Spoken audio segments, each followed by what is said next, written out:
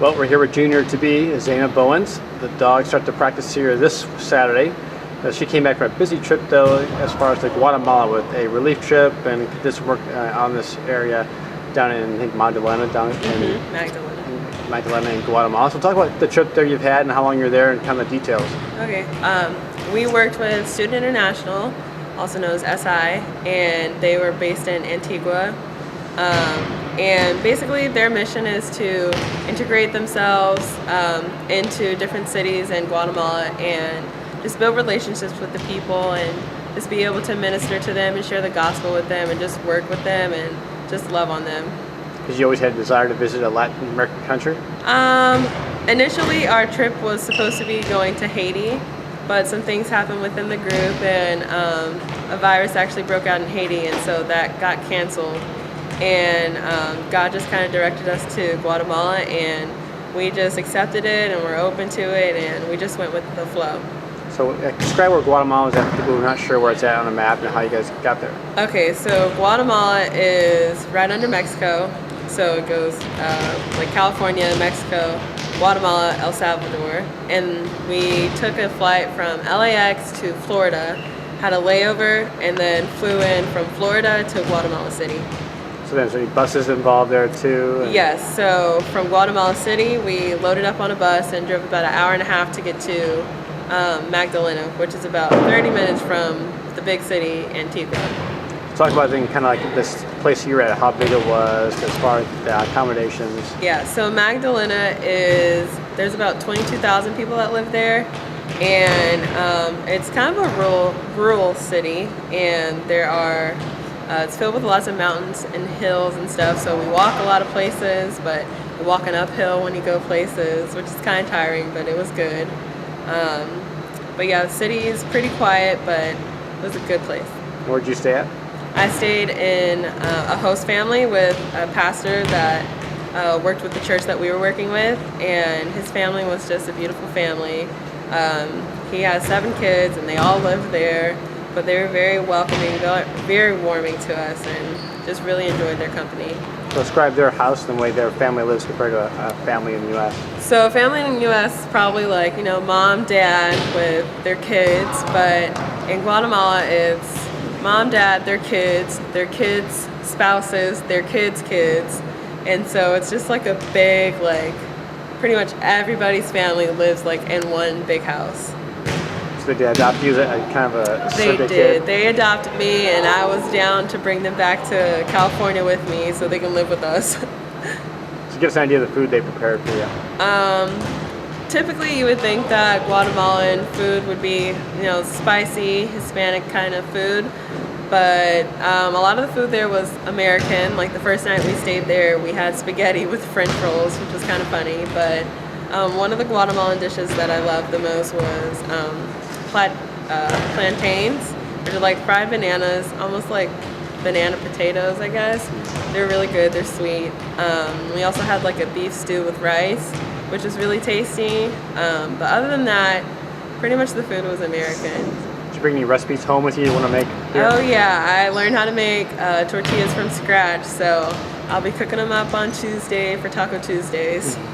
Describe how big a group that was that went there and kind of the different duties you performed. Yeah, so there was 11 of us in my team, and we were divided up into work sites that we were comfortable working with, and there was a veterinarian site, there was a healthcare site, education site, creative arts site, sports site, and I worked in the media site. So our mission as a media group was to document everybody's trip and just basically show everybody what Guatemala is about and how people can reach out and how people can help there.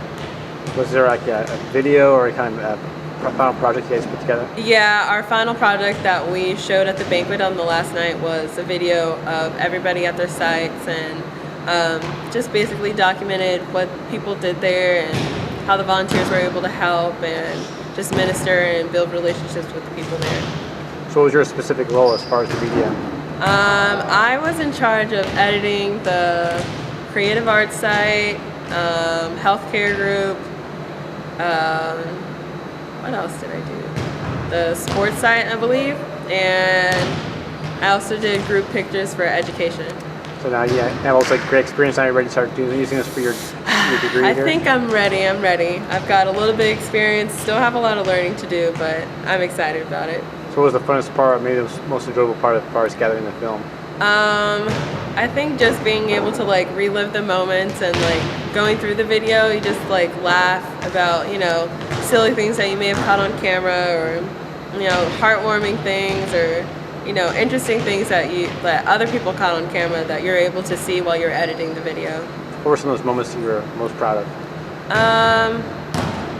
I got a video or a picture of one of the volunteers playing with a kid that had cerebral palsy, and it was just a really joyous occasion, just being able to see how somebody could comfort somebody else without even, you know, being able to speak to them, just watching them feel off of each other's, you know, body language and the good vibes that were there. So what was the weather like there? I thought it was going to be kind of hot and muggy, but we actually came during the middle of their rainy season, and it actually only rained for 2 days while we were there for like 10 minutes. Other than that, it was like mid-60s, kind of low 70s. And I'm sure there's some shopping involved too. Would you bring back? Oh yeah, there was some intense bargaining, shopping when we went down to the city and actually scored 2 machetes for pretty cheap. So how was the bargaining process? It's really intense. Because we're American, they triple the price of everything that they want to sell to us, but if you just, you know, keep telling them what your baseline price is and you won't go any higher, then they'll eventually settle for that. So what parts were you most surprised with on the trip? I was surprised with just the genuity of the people that were there. Here in America, like, we move so fast and, you know, gotta rush through a lot of things, but there people just take their time and just enjoy people's company and just enjoy, you know, being together and really, you know, have a good time. Did you have a favorite moment besides the camera work as far as just being down there? I enjoyed our trip to Lake Atitlan. We took a boat from Panajachel, which was the city that we drove into, and rode to San Antonio, did a little shopping there, and then rode back and had lunch, and it was just really good, just seeing the beautiful countryside and the volcanoes that were there. Those were really cool to see, and the lake was just gorgeous. That's awesome. I know you're probably busy this summertime, do some other things too. What else did you preoccupy yourself with? Yeah, here in Fresno, I took a couple summer school classes, English class and a geography class, and just kind of stayed here and worked out and got ready for, you know, season, because it's coming up really fast. So describe the classes for the people at home. So I took a creative writing class for English, which basically the teacher was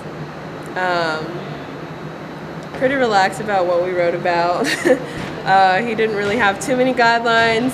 He just kind of let us write off what we felt, and that was a good class. And then my geography class was about the weather here in the Central Valley, or extreme weather events like tornadoes and thunderstorms and stuff, and basically just talked about cloud formations and how that leads up to extreme weather events. So if you were to look up the sky, there's a certain type of cloud you look for to say if the weather's going to change? I can identify thunderclouds, but that's it. That's awesome. Well, this week the dogs start their practice here on Saturday, and then 2 weeks after that they have their first exhibition match against some alumni, and that will be at the Save Mart Center. I think it's on the 23rd at 1 o'clock. So go Dogs. Woohoo.